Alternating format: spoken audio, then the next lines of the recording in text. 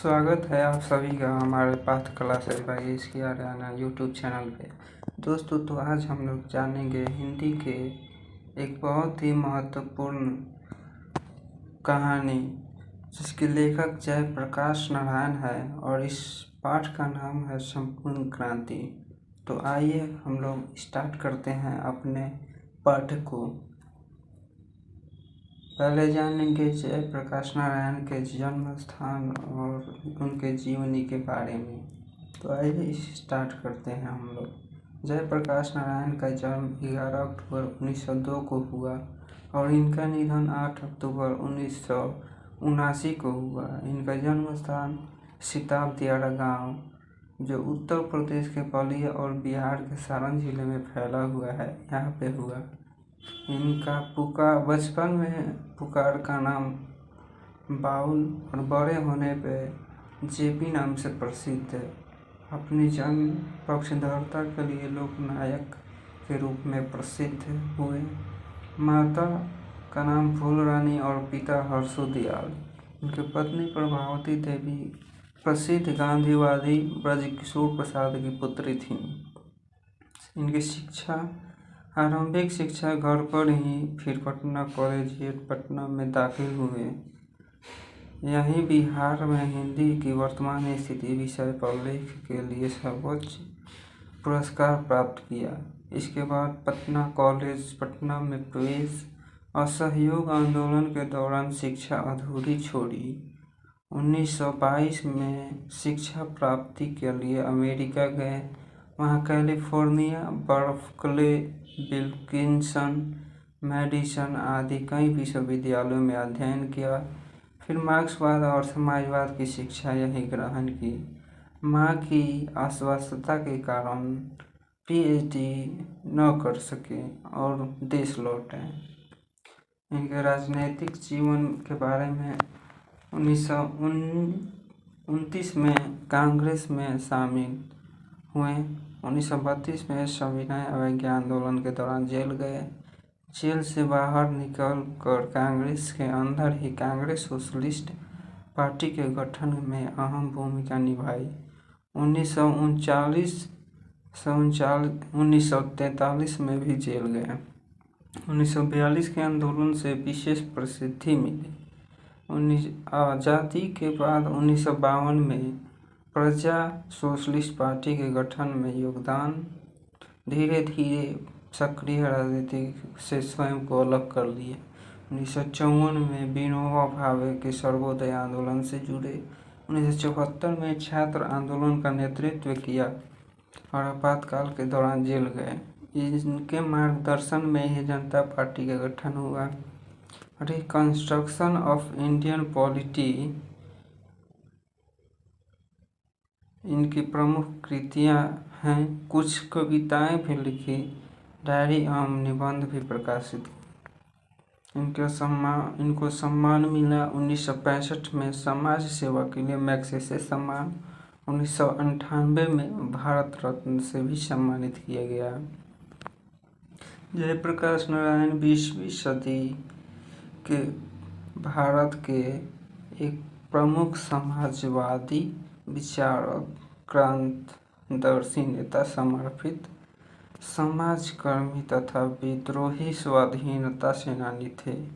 उनका अध्ययन विशाल और वैविध्यपूर्ण था। राजनीतिक संगठन कर्म, समाजकर्मी तथा विद्रोही स्वाधीनता सेनानी थे। उनका अध्ययन विशाल और वैविध्यपूर्ण था। राजनीति, संगठन, कर्म और लोक सेवा का अनुभव व्यापक और गहन था। भारत जनता में उनकी अस्थायी विश्वसनीयता और प्रतिष्ठा थी। निष्ठा और व्यवसाय से परिपूर्ण अपने सक्रिय रचनात्मक सार्वजनिक जीवन में उन्होंने अंतर्राष्ट्रीय पहचान और प्रतिष्ठा कमाई।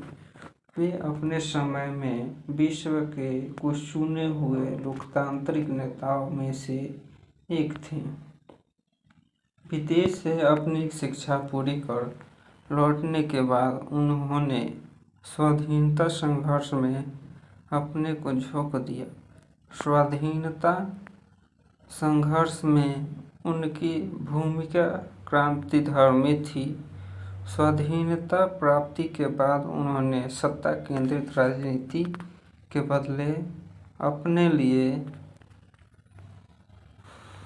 लोक केंद्रित रचनात्मक राजनीति से और समाज सेवा का मार्ग चुना। उन्होंने समता, न्याय, सामाजिक परिवर्तन और लोकतंत्र के पक्ष में पत्रकारिता की तथा लोक सेवक के अनेक कार्यक्रम और अभियान चलाए। पड़ोसी देश नेपाल में लोकशाही के लिए हुए संघर्ष में भी उनका योगदान रहा। गांधीवाद के संसर्ग में आकर उन्होंने अपनी लोक निष्ठा अधिक सुदृढ़ की तथा विनोबा भावे के भूदान आंदोलन में उल्लेखनीय रचनात्मक भूमिका निभाई।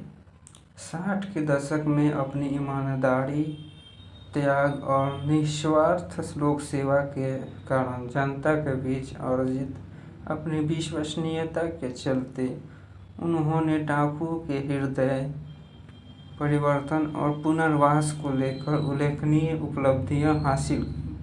आगे जब देश में आपातकाल लागू हुआ और जनतांत्रिक अधिकारों का क्रूरतापूर्वक दमन किया जाने लगा, तब बिहार, गुजरात सहित समूचे देश में छात्रों और युवाओं जनतांत्रिक अधिकारों का क्रूरतापूर्वक दमन किया जाने लगा। तब बिहार, गुजरात सहित समूचे देश में छात्रों और युवाओं का आक्रोश फूट पड़ा। छात्रों और युवाओं के ही अनुरोध पर बुढ़ापा और बीमारी के बावजूद जयप्रकाश नारायण ने आंदोलन का नेतृत्व स्वीकार किया। तब आंदोलन ने देखते ही देखते राष्ट्रव्यापी संगठित रूप धारण किया। जयप्रकाश नारायण लोकनायक कहकर पुकारे गए और वे युवा शक्ति के प्रतीक तथा युवाओं के हृदय सम्राट बन गए। उन्होंने संपूर्ण क्रांति का नारा दिया और सुविचारित राजनीतिक सामाजिक कार्यक्रम प्रस्तुत करते हुए उन पर अमल करने की व्यापक अपील की। उसका जबरदस्त असर पड़ा। देश में सत्ता परिवर्तन हो गया, किंतु संपूर्ण क्रांति का लक्ष्य अभी दूर था। सत्ता परिवर्तन उसका प्रारंभिक चरण भर था। आगे व्यापक सामाजिक कार्यक्रम थे जिन्हें अनवरत संगठित प्रयासों द्वारा ही पूरा किया जा सकता था। जयप्रकाश नारायण बुरी तरह अस्वस्थ हो चुके थे। शीघ्र ही पटना में उनका अवसान हो गया। सत्ता बदल गई थी, किंतु संपूर्ण क्रांति का लक्ष्य सत्ताधारी नेताओं और दलों के आपसी कलह और खींचतान से दूर हुआ चला जा रहा था। कुछ लोग कर्मी संगठनों और शक्ति द्वारा अथक रूप से आज भी इस दिशा में आगे बढ़ते हुए कार्यक्रम चलाए जा रहे हैं। जरूरत है इस दिशा में बड़े पैमाने पर जन संरक्षण के साथ अभियान चलाने की।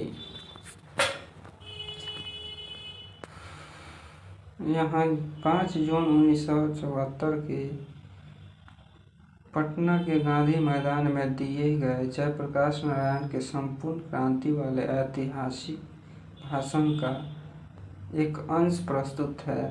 संपूर्ण भाषण स्वतंत्र पुस्तिका के रूप में जन मुक्ति पटना से प्रकाशित है।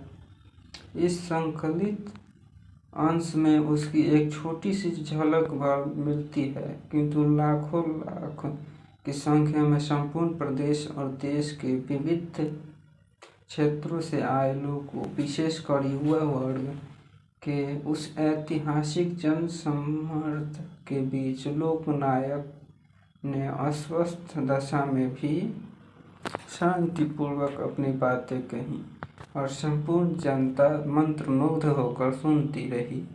भाषण के बाद लोगों के हृदय में क्रांतिकारी विचार धधक उठे और आंदोलन ने विराट रूप धारण कर लिया। पटना के गांधी मैदान में फिर न वैसी भीड़ इकट्ठी हुई और न वैसा कोई प्रेरक भाषण और पुरसन जनसंवाद कायम हो सका।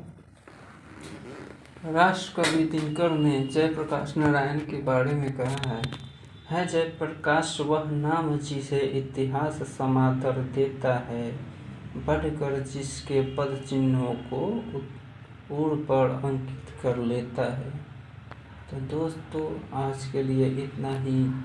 मिलेंगे अगले एपिसोड में, तब तक के लिए धन्यवाद।